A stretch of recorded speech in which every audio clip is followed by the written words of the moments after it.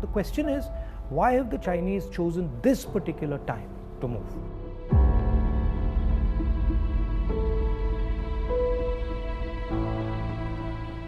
What is it about India's situation that has made China act in such an aggressive way?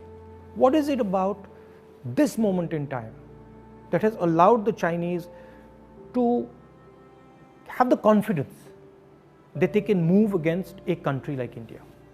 And to understand that, you have to go into multiple spaces. Countries are protected not by one particular thing, but by a confluence of forces, by a confluence of systems. Okay? So a country is protected by its foreign relationships, it is protected by its neighborhood, it is protected by its economy, it is protected by the feeling that its people have, the vision that its people have.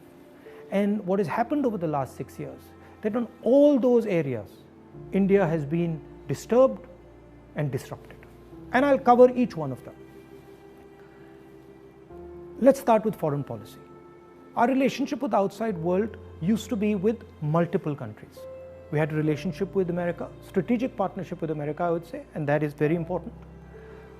We had a relationship with Russia, we had a relationship with Europe, and these countries used to help us maneuver in the world. Today, our relationship has become transactional.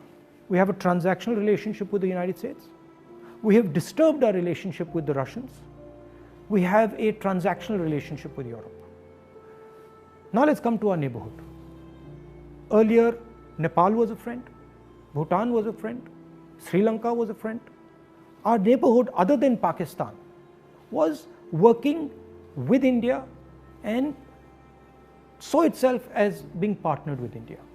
Today, Nepal is angry with us. If you go to Nepal and you speak to the Nepali people, they are furious with what has happened. Sri Lankans have given a port to the Chinese. Maldives is disturbed. Bhutan is disturbed. So we have disrupted our foreign partners, we've disrupted our neighborhood. Now let's come to the economy. Our pride, something that India used to go to the rest of the world and talk about, boast about. Worst economic growth, 50 years, no end in sight, absolute disaster, unemployment highest in 40-50 years. So our strengths have suddenly become our weaknesses.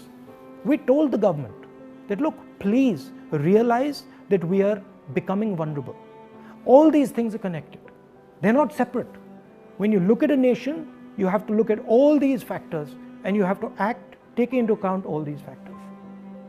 We told them, listen, for God's sake, inject money into the economy, fire the economy, and do it immediately. Protect the small and medium businesses. They refused to do it. So today you have a country which is economically in trouble as far as foreign policy is concerned, in trouble with its neighbors. And that's why the Chinese have decided that this is possibly the best time to act. And that is why they have acted.